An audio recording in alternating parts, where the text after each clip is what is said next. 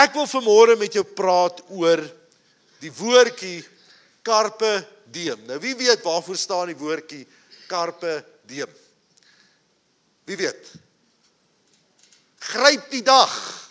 Gryp die oomblik. Die Engels praat so mooi, hy sê seize the moment. Nou hierdie is 'n woordjie wat al omtrent 300 jaar voor Christus gebruik is, 'n Latynse woordjie, carpe diem, maar is eers hier in die 80er jare bekend gemaak deur 'n fliek, Dead Poets Society. Ek weet nie of die van julle kan daardie ou fliek onthou nie, was 'n baie mooi film gewees, en daar het hulle gepraat van carpe diem, gryp die dag, gebruik die oomblik, moenie wag vir môre nie, want jy het eintlik net vandag. Is dit nie so nie? Nou ek wil hê julle moet saam met my blaai na Lukas 7. Lukas 7 vanaf vers 18. Jy kan blaai na Lukas 7 en ons gaan daar saam kyk vanaf vers 18 af. Kom ons sluit die oë net so en dan gaan ons ook saam bid. Here, wat 'n voorreg om vanmôre in u teenwoordigheid te kan wees. Wat 'n voorreg om die woord vanmôre te kan sit en te kan kuier. En ons wil vra Heilige Gees dat u hierdie woord in ons harte en in ons gees vanmôre sal oopmaak en sal oopbreek, Here, dat hierdie woord nie net by ons sal bly nie, maar dat dit lewend rema woord sal word en dat dit vrug sal dra, sodat die wêreld van daardie vrug ook kan kom eet en versadig kan word, Vader. Dankie Here dat ek net u nederige dienskneg is vanmôre, maar dat u die spreekbuis is. Berei ons harte en berei ons gees voor. En ons bid dit in Jesus wonderlike naam en ons almal sê amen. Lukas 7 vanaf vers 18 gaan ons saam lees. Die volgelinge van Johannes het hom van al hierdie dinge vertel. Nou waarvan het hulle Johannes alles vertel? Hulle het Johannes vertel van die wonderwerke wat Jesus gedoen het, die genesings van dooies wat opstaan, van onrein bose geeste wat uitgedryf word. Van al hierdie dinge het hierdie mense vir Johannes die Doper gaan vertel. Hy laat toe 2 van sy volgelinge roep en stuur hulle na die Here toe om te vra, is u die een wat sou kom, of moet ons 'n ander een verwag? Toe die manne by hom kom, sê hulle, Johannes die Doper het ons na u, dis nou na Jesus toe, gestuur om te vra, is u die een wat sou kom, of moet ons 'n ander een verwag? Op daardie oomblik het Jesus juis baie mense gesond gemaak van siektes en kwale en bose geeste en baie blindes het hy laat sien. Sy antwoord aan die boodskappers was, gaan vertel vir Johannes wat julle gesien en gehoor het, blindes sien, lammes loop, melaatses word gereinig, dowes hoor, dooies word opgewek, aan armes word die evangelie verkondig. En gelukkig is die man wat nie aan my begin twyfel nie. Ek wil eers lees tot sover. Nou die interessantheid van hierdie gedeelte is, net 'n paar hoofstukke terug, as jy daar by Lukas 4 kom, is dit die einste Johannes die Doper wat Jesus doop.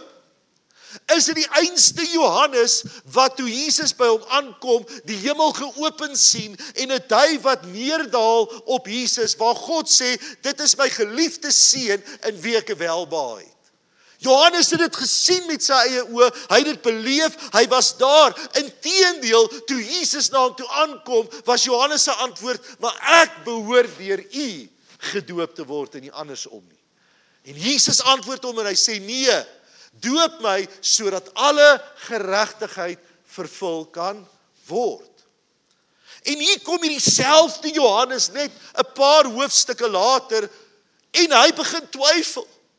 Hy kry twyfel in sy hart, is hierdie nou regtig die Messias?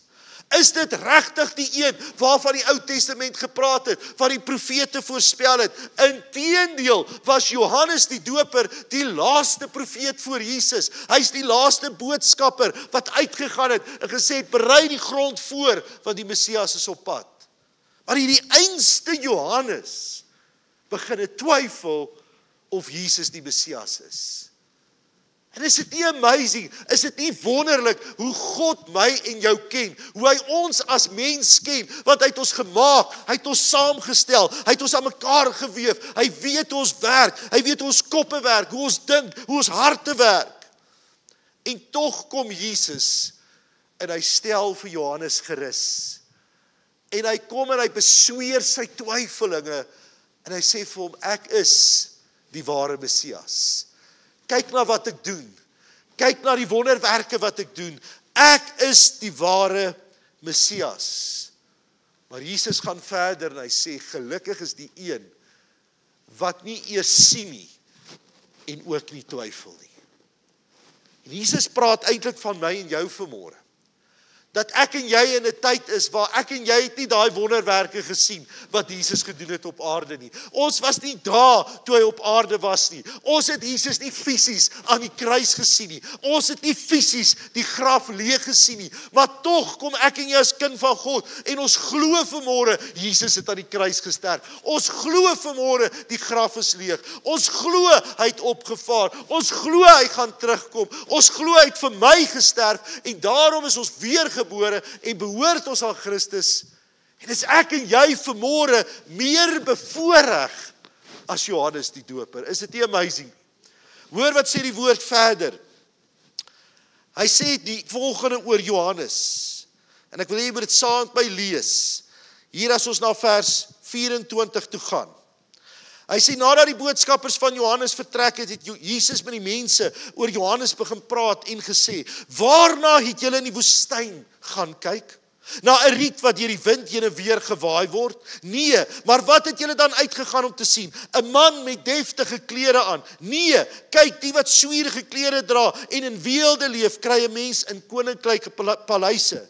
Maar wat het julle uitgegaan om te sien? 'n Profeet. Ja, ek verseker julle, nog meer as 'n profeet. Dis hy van wie daar geskrywe staan, ek stuur my boodskapper voor jou uit. Hy sal die pad vir jou regmaak. Ek sê vir julle, onder die mense op aarde is niemand gebore wat groter as Johannes is nie. En tog is die geringste in die koninkryk van God groter as hy. Is dit nie amazing nie?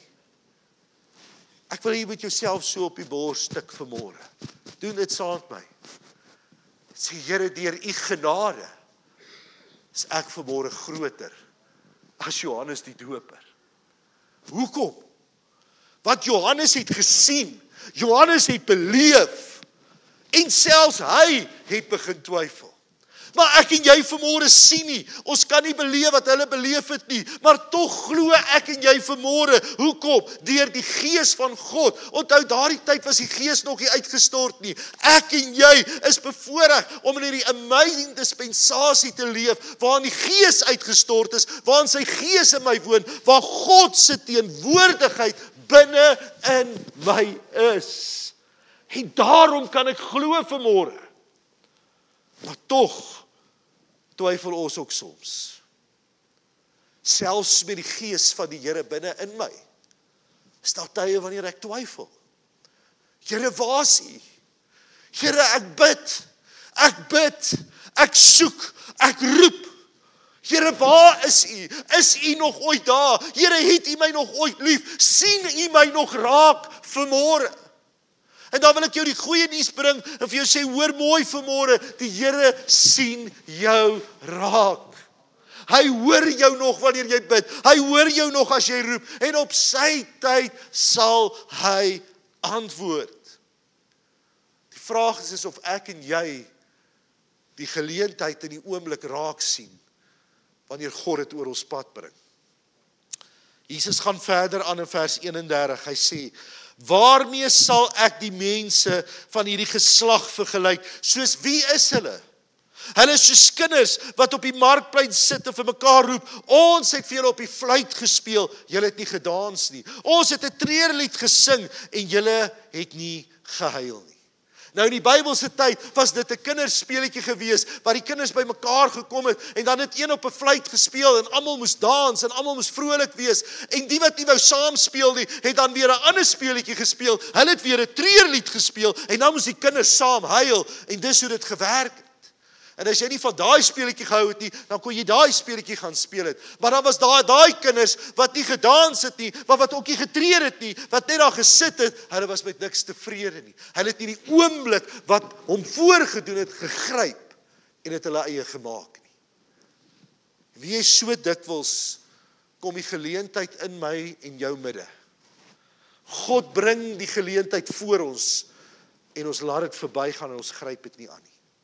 Geleentheid om goed te doen, geleentheid om vir iemand te bid, geleentheid om vir iemand 'n woord te bring, die geleentheid om 'n telefoon op te tel en te sê jy lê op my hart, ek dink aan jou, kan ek vir jou gebed doen, kan ek iets vir jou doen, en dan oor ons eie persoonlike dinge, oor ons eie onsekerhede, laat ons die geleentheid verbygaan, dans ons nie op die musiek van die lewe nie, huil ons nie op die treurlied nie, en gryp ons nie dit, wat die Here in ons midde vir ons bring om te doen nie. Hoe dikwels bid ek en jy sê, Here gebruik my.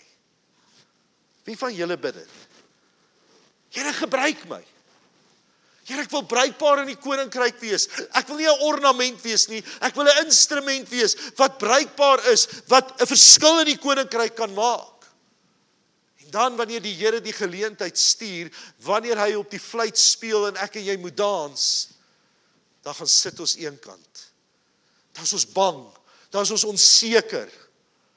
Of sê, Here, ek weet nie of ek hierdie kan doen nie. Ek weet nie of ek vir daai persoon kan bid nie. Ek weet nie of ek vir daai persoon 'n woord kan gee nie. Ek weet nie of ek in staat daartoe is nie. Mag ek vanmôre vir jou sê, God doesn't call the equip. He equip those who he calls. Die Here roep nie hulle wat perfek is en al die kennis en al die vaardighede het nie. As hy jou roep en jy sê ja, rus hy jou toe deur sy Heilige Gees. Ek moet net sê, Here, hier is ek. Ek moet net wanneer die musiek speel dans. Ek moet sê, Here, ek gebruik elke geleentheid. Johannes die Doper het gekom en nie brood geëet of wyn gedrink nie en julle sê hy is van die duiwel besete. Die seun van die mens het gekom, geëet, gedrink en julle sê kyk, daar's 'n vraat en 'n wynsuiper, 'n vriend van tollenaars en sondaars, maar God tree met wysheid op en sy werke sal dit bewys. Hierdie is vir my so 'n amazing gedeelte waar die woord van die Here kom en sê Johannes het hierdie manier gehad hoe hy die evangelie verkondig het. Hy was bil, hy het hard gepraat, hy het gepreek daar by die rivier en gesê, draai of braai, bekeer jou, doop jou, want die koninkryk van God is naby. Hy het woes gelyk, hy het in die woestyn gelewe. Jesus het weer 'n ander manier gehad. Jesus het verhouding met mense gebou. Ja, hy het ook voor die skares gepreek. En ons dink aan die bergprediking in Matteus 5-7, maar hy het verhouding met mense gebou. Ons dink aan die tollenaar, wie hy fisies in die huis gaan sit het en saam met hom geëet het. En al twee hierdie wyses en al twee hierdie maniere is reg, maar tog in die wêreld gekom en gesê daai een is van die duiwel en daai een is van die duiwel. Want jy sien wanneer ek nie in Christus is nie of wanneer my hart so vol kritiek is, kan ek nie God se hand in 'n geleentheid sien nie. En ek wil jou vanmôre waarsku, kind van die Here, wees versigtig vanmôre vir kritiek in jou hart. Wees versigtig dat die vyand kritiek in jou hart kom losmaak en jy later dan so vol negativiteit is dat jy die geleentheid nie meer kan raak sien nie, dat jy nie meer God se hand in jou lewe werksaam kan sien nie, want jy's te vol van negativiteit. Ek hoor gisterand weer so mooi ding. As jy nog nooit Horror Room gekyk het nie, gaan kyk die fliek. Maar daai ouma sê op 'n stadium vir die vrou iets, sy sê, you fight your battles on your knees. Weet jy wat is ons probleem vandag, kerk? Ons wil ons battles in die vlees fight. Ons is nog te vol van die vlees. Ek gaan daai ou uitsorteer. Ek gaan daai situasie uitsorteer. Ek gaan iets aan dit doen. In plaas van om op jou knieë te begin en die Here aan te roep en te sê, Here, help my, gee vir my wysheid, gee vir my vrede, gee vir my insig, wys vir my wat dit is wat U wil hê ek moet doen. En dan wanneer ons in die vlees optree en dinge uit onsself uit doen, jaag ons baie keer aan en dan wil ons skielik die Here blameer of ons wil almal om ons blameer, maar dis ek wat stupid was. Dis ek wat nie by God gehoor het nie. Fight your battles on your knees. Begin op jou knieë. Begin om te sê, Here, help my om elke geleentheid raak te sien. Help my om elke dag aan te gryp. Carpe diem. Help my om elke geleentheid voluit vas te vat, te lewe, want dis 'n geleentheid wat U oor my pad stuur om 'n verskil in 'n mens se lewe daar buite te kan maak. Ek en jy leef nie vir onsself nie. As jy gedink het vanmôre jy leef vir jouself, as jy gedink het jy leef vanmôre net om dit in die hemel te kan maak, want dis hoe baie Christene ongelukkig leef. Hulle word gered, hulle word weergebore, en dat hulle hierdie val en opstaan lewe, net om dit tog in die hemel te kan maak. Al kan ek net oor daai grens val, al kan ek dit net tot in die poort maak, ek moet net daar kom. Dis nie 'n lewe van volheid nie. Dis nie wat God vir my en jou gedagte het nie. Hy het ons juis gered en gewederbaar, sodat ek en jy disippels kan word en sy koninkryk kan uitbrei en 'n verskil in ander mense se lewens kan maak. Ek is hier vir 'n rede, om 'n verskil te maak. Nie net vir myself nie, maar vir die wêreld daar buite. Jy vra vanmôre, Wouter, moet ek my goedjies oppak en sending gaan doen daar in Khartoum iewers in Afrika? Nee. Dit begin by jouself. Dit begin in jou huwelik, dit begin in jou gesin, dit begin by die bure om jou, jou familie, jou kollegas saam met wie jy werk, die petroljoggie, die kassiere by die winkel. Dis waar God ons wil gebruik. In ons elke dag se lewe. Sien jy nog die geleentheid raak? Want as jy nie doen nie, moet jy bid vanmôre dat God met sy Heilige Gees kom en jou geestesoë oopmaak en kritiek uit jou hart verwyder. Twyfel uit jou hart verwyder, sodat jy kan sê, ek glo en ek weet God is groter as hy wat in die wêreld is. Amen. Ek wil vra dat jy jou oë gaan sluit, daar waar jy is. Lillian, as jy vir my saggies gaan kom speel, wel almal se oë gesluit is. Miskien sit jy vanmôre hier, en hierdie is 'n saak tussen jou en die Here, dis nie 'n saak tussen jou en die persoon langs of voor jou nie. Maar jy sit vanmôre hier en jy sê, Wouter, ek het begin twyfel. Ek het soos Johannes begin raak, ek weet Jesus het vir my gesterf, ek weet hy is my redder, ek weet hy is my verlosser vanmôre. Ek het begin twyfel in my geloof. Ek bid, ek roep na die Here, maar tog voel dit vir my of hy nie daar is nie, tog voel dit vir my of hy my nie hoor nie. En ek het begin moedeloos word, ek het begin moed opgee. Vanmôre het ek vir jou goeie nuus, die Here is hier. Hy wil jou opnuut weer bekragtig, hy ken jou by die naam, hy wil jou hart kom vul vanmôre met sekerheid.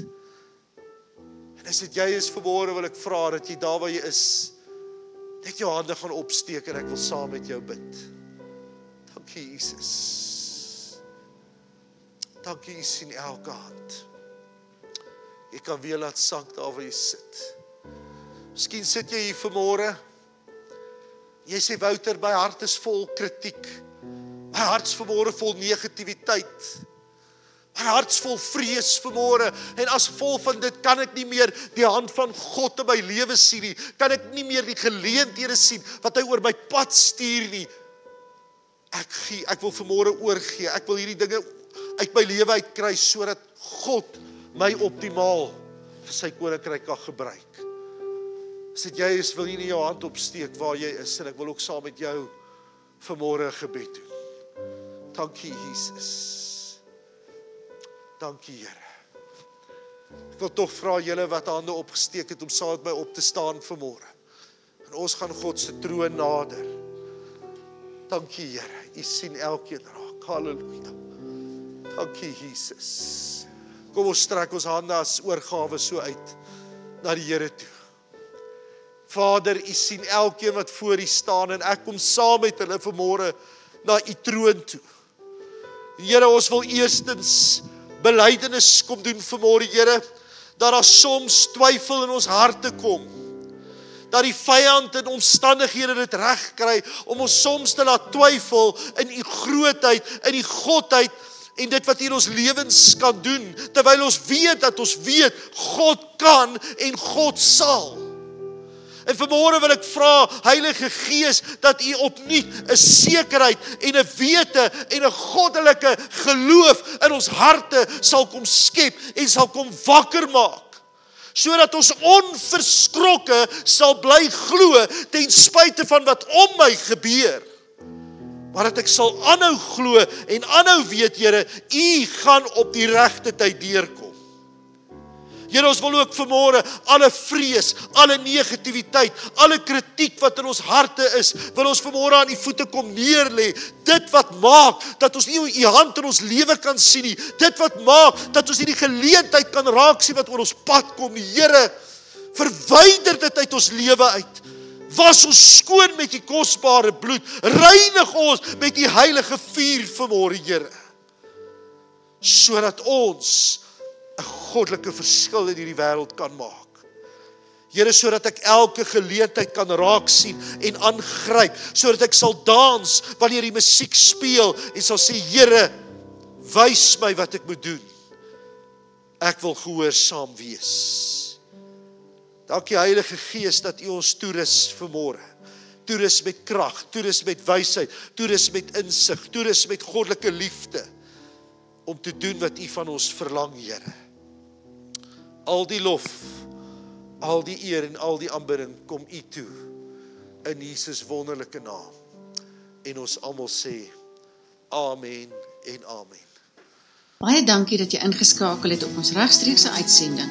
Indien jy enige vrae of gebedsversoeke het, is jy welkom om die volgende nommers op hierdie skerm te kontak. Ons wil jou graag bedien in hierdie tyd na die beste van ons vermoë. Jy is ook welkom om te saai in hierdie bediening op die volgende maniere, deur middel van SnapScan of EFT.